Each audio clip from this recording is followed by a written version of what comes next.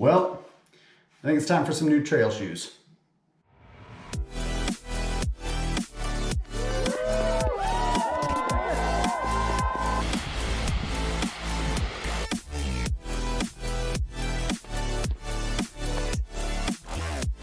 That one is huge.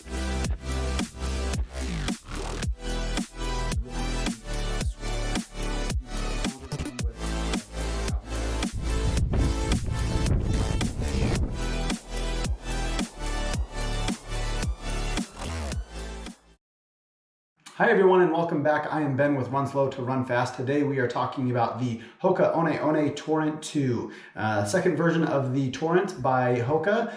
Really exciting new shoe. It is fairly new. It was released earlier this summer. A great addition to their lineup, and was eager to pick up the shoe and to try it on at a local running store. When I did, really liked the shoe and was able to purchase it. So wanted to give you my review of the shoe. Initial review, I've only put about 30 miles on the shoe thus far. I've done 3 runs, 2 9-mile runs, and an 11-mile run in the shoe. But before we get going too far into the review of the shoe, let me start by giving you a background of some of the trail shoes that I have run in previously. My most recent trail shoe was a Speedgoat 3, one of my favorite trail shoes, put a lot of miles on that, ran my first ultra in that shoe, ran a couple of different marathons, trail marathons in that shoe, so really enjoyed that shoe, and was definitely time to upgrade, as you probably saw in the first clip that I put in this video. But that shoe is officially trashed now. Was gearing up for a trip to Colorado and knew I needed a new trail shoe. I've been really trying to find the Hoka Evo Speedgoat, but those are extremely difficult to find right now. They are basically out of stock and will not be back in stock until it sounds like November, at which point I'll probably buy that shoe as well. I think between the Evo Speedgoat and the Torrent, I think, cover a lot of bases with that. So. Hey guys, before I go too much farther, be sure to take a moment to like this video and subscribe to my channel. Really helps me out a lot. Really trying to get the Run Slow, Run Fast message out to as many people as possible, and to build up the community and get that content out to as many people as possible. So thanks so much for doing that. And now back to the review. So diving into the Torrent 2, just to give you some of the specs on the shoe, it is 9.3 ounces in a men's standard size, and then 7.6 ounces in a women's standard size. For the men's, you've got a 23 millimeter heel and then an 18 millimeter forefoot, so it gives it a 5 millimeter stack height, fairly standard for Hoka shoes. They generally are in the 4 to 6 millimeter drop range, and this shoe is no different. Talking about the foam of the shoe, this is what Hoka is calling a Pro Fly midsole. It's fairly stiff, definitely not as soft as a Speedgoat, and pretty responsive as well. You get definitely some good ground feel with the shoe, and definitely a good toe off. You can see it's a little bit more firm, not as flexible as some of their shoes, so it is going to give you more of a toe off. Really designed for shorter runs, or speedier runs, perhaps a race shoe, or again some shorter trail runs is really what this is designed for, and what I think is best in it. And I certainly think that it falls into that category based off of the runs that I've done in it. In my most recent run, it was an 11-mile run.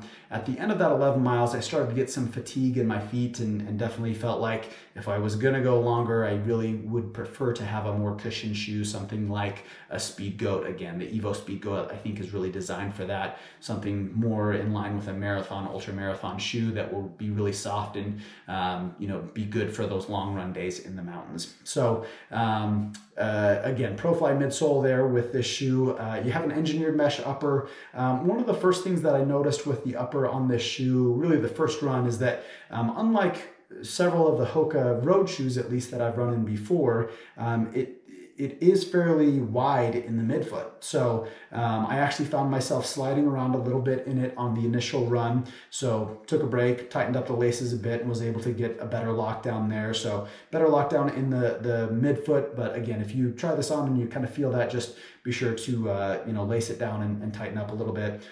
You've got decent room in the forefoot. I didn't have any issues there.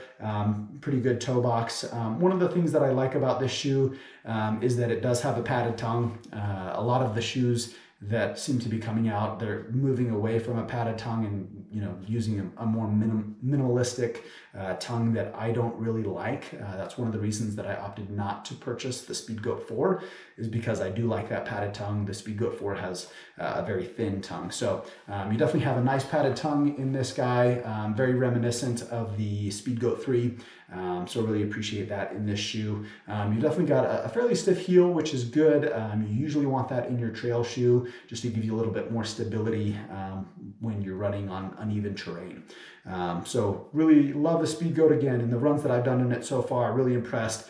Again, I don't think this is designed for anything longer than maybe a half marathon, but definitely held up well in the runs that I did in it. One thing that I failed to mention when I was talking about the specs of the shoe earlier is just the lugs. So in talking about the lugs, you've got, I don't know exactly what the depth of the lugs is. I think it's about a 3 or 4 millimeter.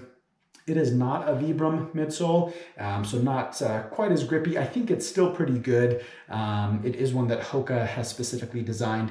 It's got a multi-directional lug pattern and fairly aggressive. This should get you through most muddy conditions and a little bit of snow or some things like that, stream crossings, etc. So you should have plenty of traction for that kind of stuff.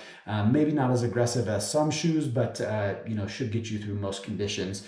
You'll notice that you do have a little bit of exposed foam here at the bottom, but it is covered up fairly well. So I didn't have any issues on feeling any rocks or anything along those lines. You still have enough protection on the bottom, and then plenty of padding to protect you from those type of things. Again, good ground feel without giving up your protection. So again, I think it's a great shoe. Really excited to add this to my lineup. I think combining this shoe with an Evo Speedgoat will really cover all of my bases. So excited to get that when it comes out here, hopefully in a few months when they do get those back in stock. So that's my review of the Hoka One One Torrent 2. Curious to hear your thoughts on it, whether you've purchased the shoe or whether you've read some things about it and what your thoughts are on the shoe. So feel free to leave a comment and let me know your thoughts on it. Thanks so much for tuning in today. I hope you guys have a great day, and we will see you on the next one.